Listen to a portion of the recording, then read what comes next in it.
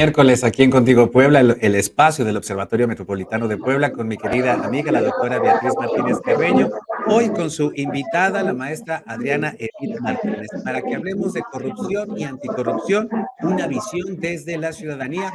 Hoy, que pues bueno, esta palabra y el combate en contra de las malas prácticas gubernamentales y privadas también, pues se ha convertido en bandera político-electoral en este país, pero lamentablemente todavía no nos podemos sacudir este flagelo de la corrupción. Mi querida Beatriz y Adriana, muchísimo gusto, bienvenidas ambas. Hola, ¿qué tal, Víctor? Buenos días. Pues mira, aquí un poco atareados con el internet, te pido una disculpa, pero como bien lo dices, es la bandera de muchos países, no solo de México, aparte de esta visión, ¿no?, de los gobiernos de izquierda, ha sido un tema histórico y para eso, si me permite, le voy a dar la palabra a la maestra Adriana Edith para que ella nos comente sobre este tema. Adriana, bienvenida, buenos días. Hola, ¿qué tal? Buenos días. Antes que nada, una disculpa, estoy un poquito mala de gripa, pero todo bien, nada más sí lo quería aclarar. Bueno, hablar de temas de corrupción y anticorrupción, pues es un tema, no es nuevo, como bien dices, y aquí yo lo veo desde la visión ciudadana. ¿En qué sentido? Recordemos que anticorrupción, ¿qué entendemos por anticorrupción, no? Es prever algo a través de instituciones que se dedican al combate a la corrupción. ¿Cuánto le cuesta a los gobiernos combatir la corrupción, no? Lo dejo como primer enunciado. Y la otra, que es la corrupción, ¿no? Al final de cuentas es un abuso de poder, es obtener el beneficio de algo a través de un particular, de un servidor público, y en ese sentido, pues, al final de cuentas, es un abuso, ¿no? Yo platicaba con la doctora Beatriz en el sentido que yo lo veo un poquito más atrás, antes de definición, y saber que México ocupa el lugar 130 de 180 lugares en índices de transparencia, de acuerdo a la índice de transparencia anticorrupción, de percepción de la corrupción, y a nivel estado, Chihuahua es uno de los primeros, seguido de Quintana Roo y Jalisco, ¿no? En ese sentido, en términos de índices de mediciones, pues sí estamos mal, porque al final de cuentas son percepción de la corrupción. Entonces yo aquí hago un balance y una reflexión, y lo veo desde la parte ética y de integridad y la parte de valores, lo que se viene diciendo que son temas axiológicos y axiomáticos, ¿no? ¿Cómo estamos educados desde nuestra casa para poder incurrir en algún hecho de corrupción, ¿no? Yo en ese sentido sí hago una reflexión a la ciudadanía para conocer y saber cuáles son los mecanismos de denuncia si sabemos o detectamos un hecho de corrupción, ¿no? Pero al mismo tiempo conocer cuánto nos cuesta combatirla. Entonces ahí viene una reflexión que nos hace pensar muchas cosas, ¿no? ¿Realmente las instituciones lo están combatiendo? ¿Qué tenemos que hacer nosotros los ciudadanos para realmente esos índices disminuyan, ¿no? Yo lo dejo y lo podemos comentar, si tú quieres comentar algo, es la percepción que yo veo del tema anticorrupción y corrupción, ¿no? Y efectivamente, maestra Adriana Edith Martínez, yo creo que si hay un problema cultural en nuestro país y que se puede ejemplificar en muchas frases, como por ejemplo el que tranza no avanza, parecería que hay una cadena de complicidades, no solamente en la estructura gubernamental, sino en la pública, en la personal, ¿no? En la íntima, en la familiar, donde tal vez porque obtienes ciertos beneficios, entonces disculpas los actos de corrupción de otras personas, y no solamente hablemos de una mordida o de dar un dinerito para saltarte algún trámite, sino en muchos aspectos, hasta en el plano educativo, ¿no?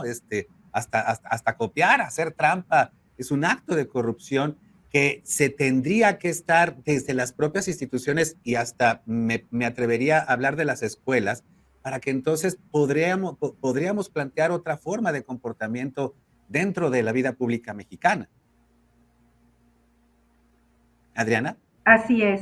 Yo creo que aquí es muy importante. Yo recuerdo, en mi época de niña que teníamos una materia de civismo. Exacto. Y donde había los valores, ¿no? Al final de cuentas, hoy con las nuevas tecnologías, yo digo que debería de ser mayor la oportunidad de orientar a los estudiantes, ¿no? En ese sentido también es el reflejo de la educación de nuestros padres, el cumplir, el no abusar, el respetar. Yo creo que aquí es mucho de respeto, ¿no?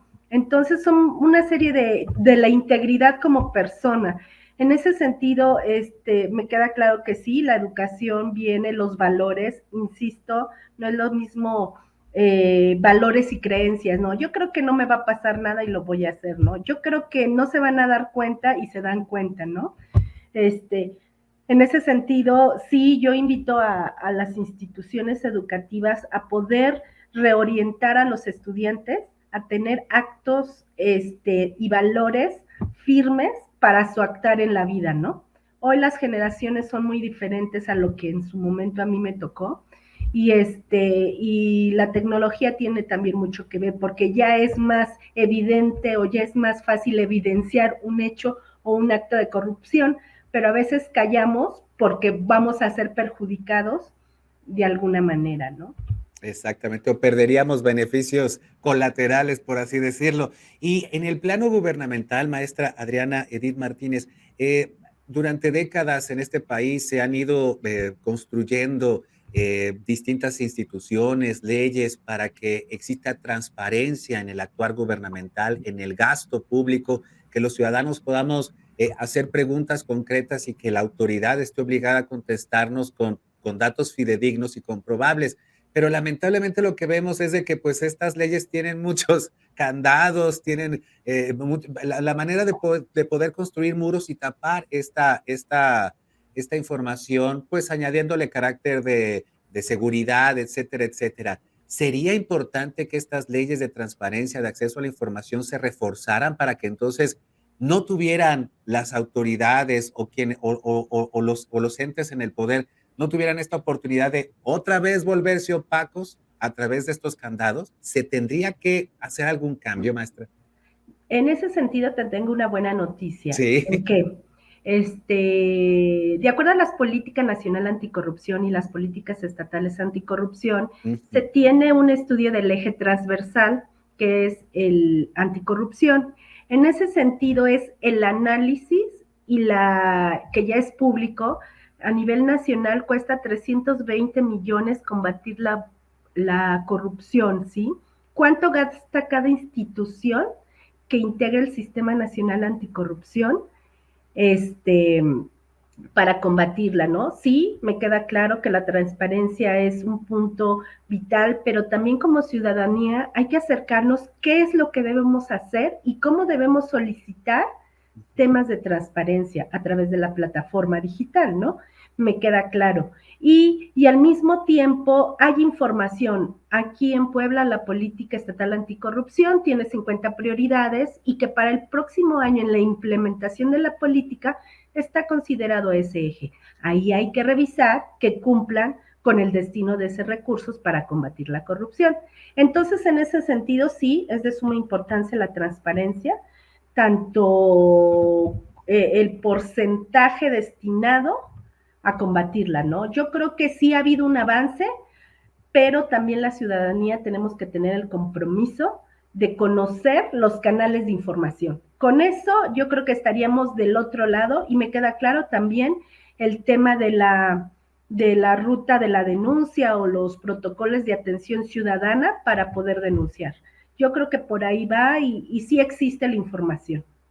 Es un trabajo de todos, sin lugar a dudas, maestra Adriana Martínez, que tiene que comenzar también con romper esta cadena de complicidades, ¿no? Con denunciar si es necesario y que tú, pues, en lo personal, evites algún acto de corrupción o que por lo menos lo puedas denunciar en su momento para, pues, ir cortando esta mala tradición mexicana que no solamente, repito, se ve en el plano gubernamental, sino en otros aspectos de la vida pública, social, privada de nuestro país. Maestra Adriana Martínez y, por supuesto, mi querida Beatriz Martínez Carreño, muchísimas gracias por habernos acompañado este miércoles y vamos a estar pendientes del trabajo que ustedes realicen durante la semana, por supuesto. Muchas gracias, Betty. Claro que sí. Muchas gracias. Hasta luego. Gracias. Síguenos en Facebook y en Twitter.